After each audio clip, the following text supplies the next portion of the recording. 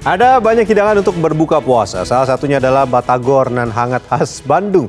Rasanya gurih, apalagi dikombinasikan sambal, kacang, atau kuah. Dan sekarang saya akan ajak Anda melihat bagaimana proses pembuatan jajanan yang satu ini dalam sehari menjadi pengusaha batagor Bandung.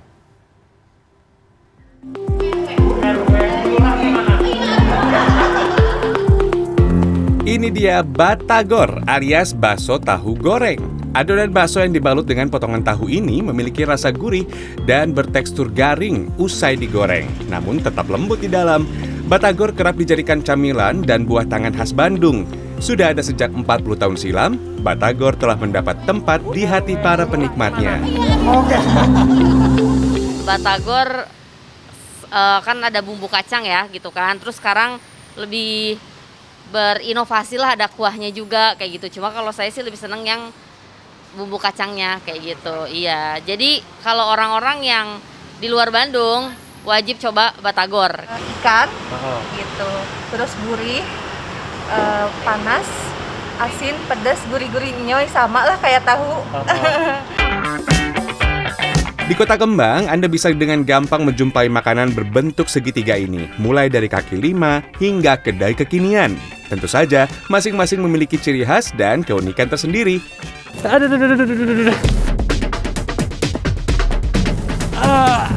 Menjadi pengusaha batagor atau produsen batagor ternyata tidak hanya ongkang-ongkang kaki melihat jual beli dan melihat pelanggan menikmati batagornya, tapi ada satu usaha yang kemudian harus dilakukan. Bangun pagi, pergi ke pasar membeli bahan bakunya. Saya akan ajak Anda untuk melihat bagaimana proses dari awal pembuatan batagor Bandung, selengkapnya dalam segmen Sehari Menjadi Produsen Batagor Bandung. Sekitar pukul 5 pagi, saya dan Mas Abbas, salah satu pengusaha batagor, sudah ada di pasar untuk belanja ikan. Ikan yang biasa digunakan untuk membuat batagor adalah tenggiri. Dari 8 kg ikan tenggiri yang kami beli, akan diolah menjadi 700 buah batagor. Nah, pembersihan dan pengambilan daging ikan tenggiri untuk membuat batagor terbilang unik. Ikan yang biasanya digiling, kalau untuk batagor harus dikerok, maksudnya agar teksturnya masih terasa. Lanjut bahan lain, ada tepung tapioka, daun bawang, garam, minyak, telur, kacang tanah, dan bumbu rempah lainnya. Saking banyaknya, bahannya sampai dikarungin, mesti dipanggul nih. Pagi-pagi udah olahraga. Eits, jangan sampai ketinggalan, beli tahu ya. Nanti namanya bukan batagor, tapi bakso ikan. Oke, markipul. Berat.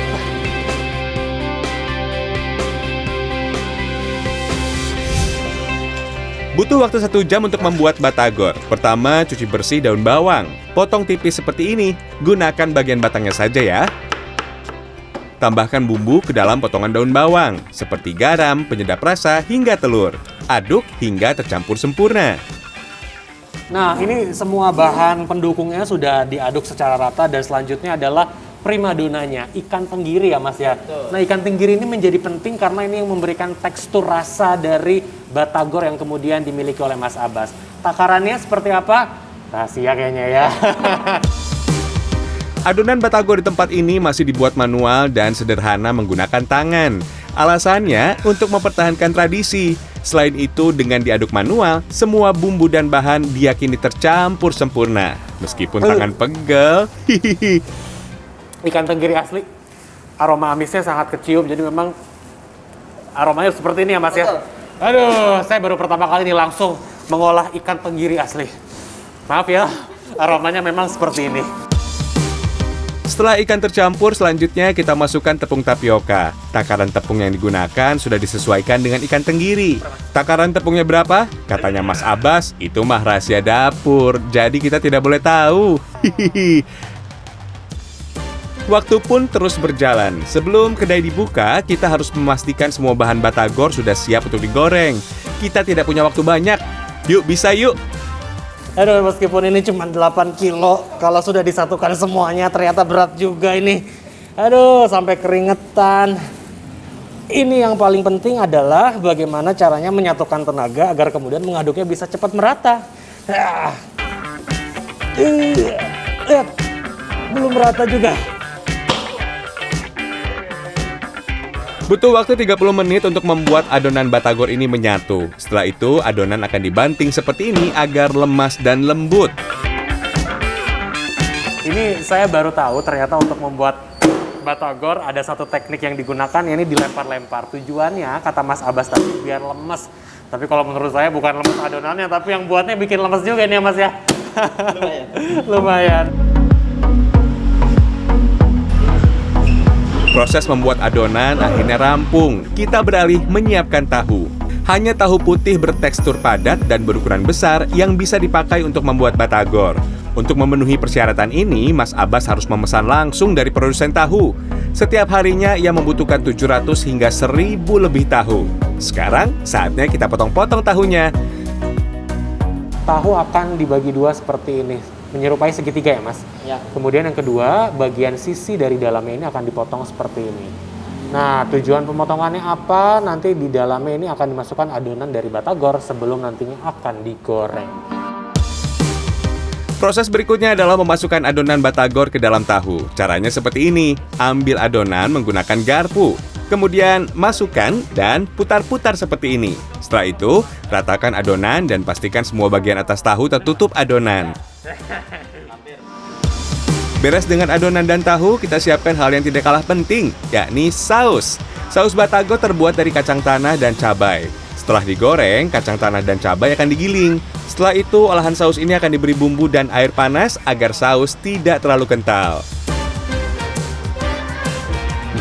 15 menit sebelum kedai dibuka, semua bahan utama harus sudah siap. Mulai dari potongan batagor dan saus kacang. Sekarang saatnya kita menggoreng. Hati-hati ya saat menggoreng, jangan sampai kecipratan minyak panas, bisa terluka nanti. Nah, yang menarik dari batagor di tempat ini adalah seluruh adonan batagor yang kemudian sudah selesai dicetak, kemudian akan langsung digoreng. Digorengnya tidak langsung matang, tapi setengah matang. Jadi ketika memang konsumen datang, kemudian juga ada yang memesan untuk oleh-oleh, nanti bisa digoreng lagi.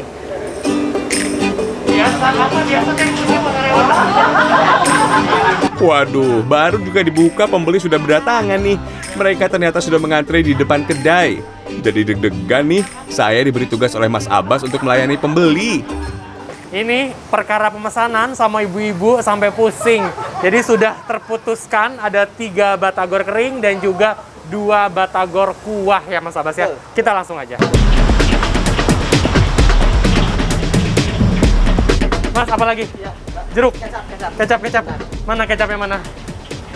Nih kalau yang amatir kayak saya kebingungan nih. Nyari kecap, nyari jeruk nggak ada ini. Oke, tinggal di ini aja Mas.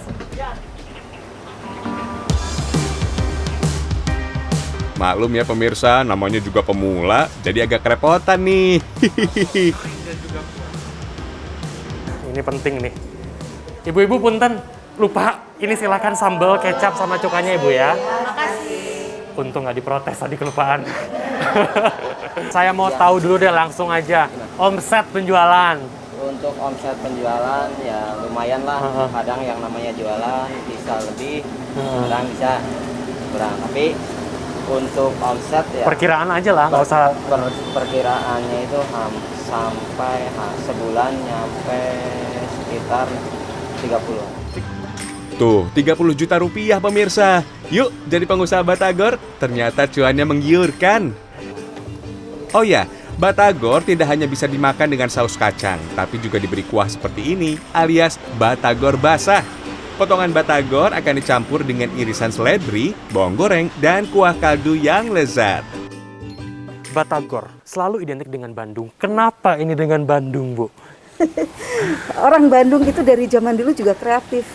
Jadi dari tahun 1930-an yang namanya alun-alun kota Bandung itu makanan penjual kaki lima itu sudah banyak sekali. Jadi kalau misalnya dengan cuaca iklim yang sejuk, angin sepoi-sepoi itu enak kalau buat makan. Jadi orang pertumbuhan kulinernya juga semakin marak. Termasuk batagor. Iya, termasuk batagor dan menjadi kekuatan kota Bandung.